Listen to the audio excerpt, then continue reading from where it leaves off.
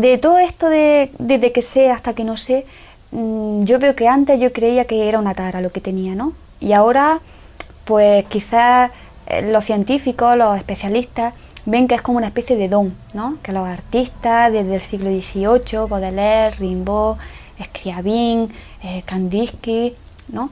Pues que poseen la sinestesia y son como una especie de tocados por la mano de Dios. Yo no creo ni que sea una tara de cuando era pequeña, ni tampoco un don. Simplemente creo que mi mente pues nació así, con esa conexión, y poco a poco pues se ha ido adaptando a esas necesidades y adaptándose al medio. A mí me gustaría estar en el otro bando, ¿no? El sentir la palabra jueves y solo escuchar, y solo sentir palabra jueves, y no decir que es el 4, que es azul, que hace un cuadrado, que es una bóveda celeste y que son muchas más cosas, solo la palabra jueves, ¿no? Sí me gustaría eso, el sonido, escuchar una película o una música y solo escuchar la música, pero es imposible también. Otra persona que no sea sinestésica, pues esa música le va a llevar a un paisaje, a una persona, a un color, y yo creo que en cierta manera todos somos un poco sinestésicos. Todos tenemos algún matiz que ocultar. Tras la lluvia, nos regalaron todos los colores. ¿Tú sientes que te falta alguno?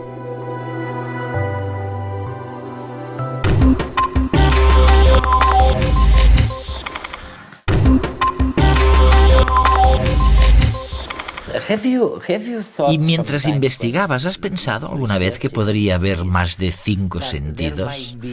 De los 5 sentidos tradicionales, quiero decir. Sí, hay más de 5 sentidos básicos. Los hay. Los hay. Por ejemplo, la vibración, la temperatura y cosas así también se incluyen entre los sentidos. Pero lo que ocurre es que incluso dentro de cada sentido hay muchos subgrupos. Pongamos el caso de la visión. Dentro tenemos el color, el movimiento, los bordes. Tenemos todo tipo de cosas, incluso dentro de un mismo sentido. Por ejemplo, una de las formas de sinestesia más comunes implica que el ver una letra o un número desencadene una experiencia de color. Para uno de estos sinestésicos, la letra M podría ser azul, y la G podría ser amarilla, y la P podría ser naranja. Es distinto para cada persona, pero el quid de la cuestión es que todo esto se produce en relación con la visión. Incluso en un sentido único, podemos tener esta mezcla donde las letras activan colores. ¿Y cuál es la diferencia entonces entre esta mezcla de sentidos y las alucinaciones, la pura alucinación? Me he dado cuenta de que la gente... colaboré con alguien hace mucho tiempo que tenía miedo de reconocer que era sinestésico, porque pensaba que la gente le diría que estaba alucinando, ¿no? Que tenía alucinaciones como los esquizofrénicos. Sí, es una pregunta importante.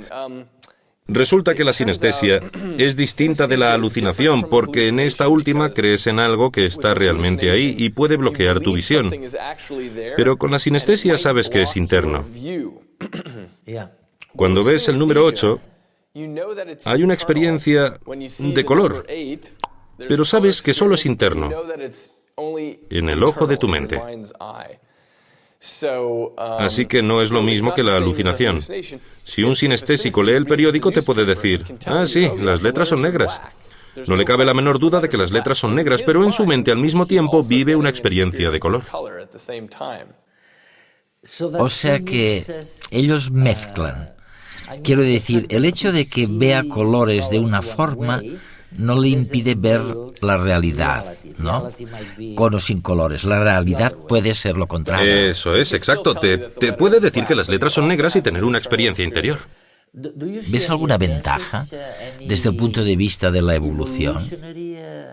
¿Por qué después de que los seres humanos hayan estado aquí desde hace 2 millones de años, ¿por qué? ¿A qué ha servido esta capacidad sinestésica? ¿Por qué ha sobrevivido? ¿Hay alguna razón de ser? No está claro que tenga alguna ventaja. Por supuesto, muchas cosas perduran porque no son desventajosas y mientras no dañen al animal pueden mantenerse. No lo sabemos. Parece ser que no tiene ninguna desventaja el ser sinestésico. La única pequeña ventaja tiene que ver con la memoria. De hecho, algunas personas son lo que llamamos mnemonistas. Personas que tienen una memoria indeleble, personas que no pueden olvidar nada. Y algunos de estos famosos mnemonistas también son sinestésicos. Ah, sí. Porque si le dices a un mnemonista una serie de palabras o números sin sentido, mientras la mayoría de nosotros tenderemos a olvidarla, ellos tienen una especie de patrón del color que les ayuda a recordarla. Por ejemplo, el niño que tiene el récord mundial de memorización de dígitos del número pi es sinestésico. Sí.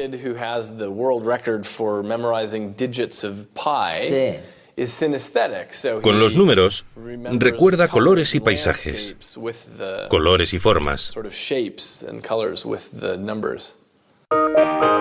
Para la mayoría de músicos, el pentagrama, las notas, forman parte de un lenguaje sonoro. En esos signos son capaces de leer melodías. Pero para algunos, además, contienen colores y formas geométricas, incluso paisajes, que les ayudan a encajar cada compás como si fuera una pieza de un puzzle. A lo largo de la historia, ha habido muchos artistas que se han valido de su sinestesia para mejorar sus procesos creativos, como el músico de jazz Miles Davis o el pintor ruso Vasily Kandinsky, que decía que podía pintar sinfonías. Mentes como la de estos artistas pueden albergar la clave que necesitan los neurocientíficos para entender cómo funciona el sistema de aprendizaje del cerebro. La cuestión es saber si todos nacemos con esas habilidades y si se pueden estimular. Y eso es lo que investiga un grupo de psicólogos de la Universidad de Granada. Analizan las relaciones que establecen los sinestésicos entre conceptos. Y es que entender cómo generan esas representaciones mentales puede ayudarnos a aplicar mecanismos para aprender de forma más rápida y clara. También pueden contener la clave para comprender la mente de los autistas. Los científicos creen que el problema radica en sus neuronas espejo, un grupo de células nerviosas situadas en el córtex premotor, la zona del cerebro que planifica el movimiento. Estas neuronas tienen varias funciones. Se activan cuando observamos gestos de otras personas y los almacenan para después repetirlos. También tienen un papel clave en nuestra forma de comunicarnos y relacionarnos. Nos llevan a comprender las expresiones de quienes nos rodean. Esas neuronas espejo podrían ser las responsables de que los sinestésicos asignen un color a cada persona. Tenemos un caso, el caso de Rubén, una persona que parece enfermiza o débil, lo ve como un verde, que él define verde asco. Una persona atractiva, energética, la ve rojo. Entonces, la pregunta exacta es esa aura sinestésica, ¿con qué está relacionada? Lo estamos viendo a nivel también anatómico, ¿no? A nivel de localización.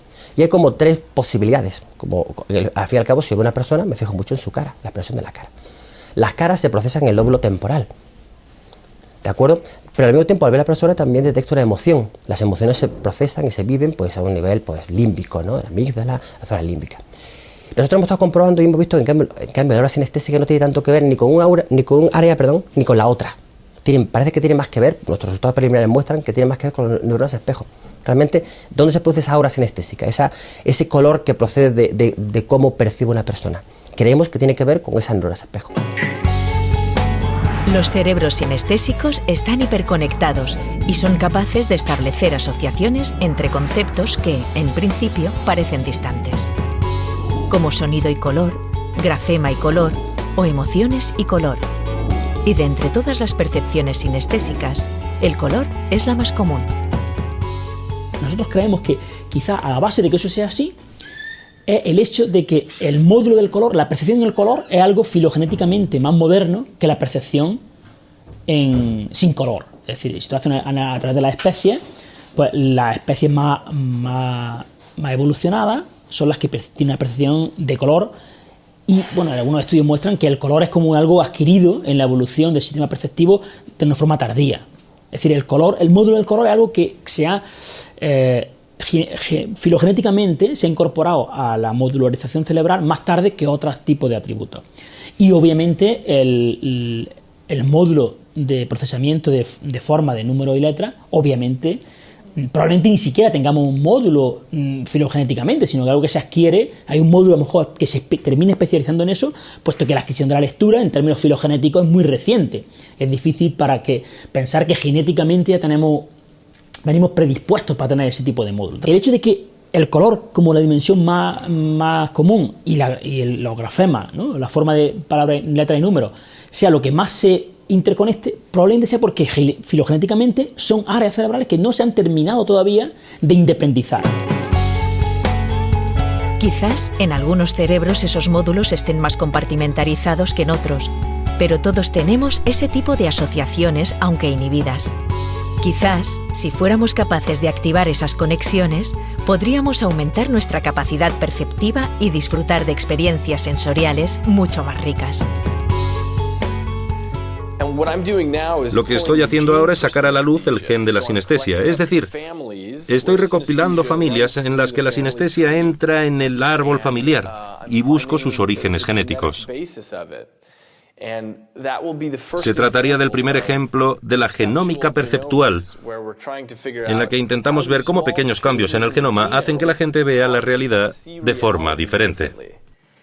Y esto es fantástico, ¿no? Porque realmente hasta ahora lo que nos habían dicho es que la constitución genética, un gen en particular o varios genes agrupados, decidían la manera en que mi cabello crecía, o mi nariz si era más grande o más pequeña, o si yo era más alto o tenía más peso de lo normal. Pero nunca habíamos pensado que los genes, que la constitución genética, la heredada, también influía sobre la percepción que tenemos del mundo. Y bueno, por eso somos tan distintos los unos de los otros. De hecho, es casi un milagro que no esté todo mezclado y desordenado, ¿no? Sí, es cierto, aunque resulta que incluso en los cerebros normales ya hay mucha mezcla. Todos estamos muy influidos por lo que oímos, lo que vemos. Todo tiende a comunicarse por debajo de la conciencia. Por ejemplo, digamos que te he dicho que hay una tribu en Papúa Nueva Guinea y que acabamos de descubrir que tienen dos formas. Una de ellas se parece a esto. Y la otra a esto, muy lisa. Y te digo que una se llama Kiki y la otra se llama Buba. ¿Cuál crees que se llama Kiki? La más complicada. Sí, la complicada, puntiaguda. Y de hecho, si te hubiese preguntado cuál es Buba, me hubieses dicho que la redonda y blanda, ¿verdad? Todo el mundo supone lo mismo, pero no hay ninguna razón por la que esta debería ser Kiki y esta otra Buba, salvo que de forma innata tenemos la tendencia de conectar así visión y sonido. En la naturaleza, muchas cosas perduran porque no son desventajosas. David Eagleman.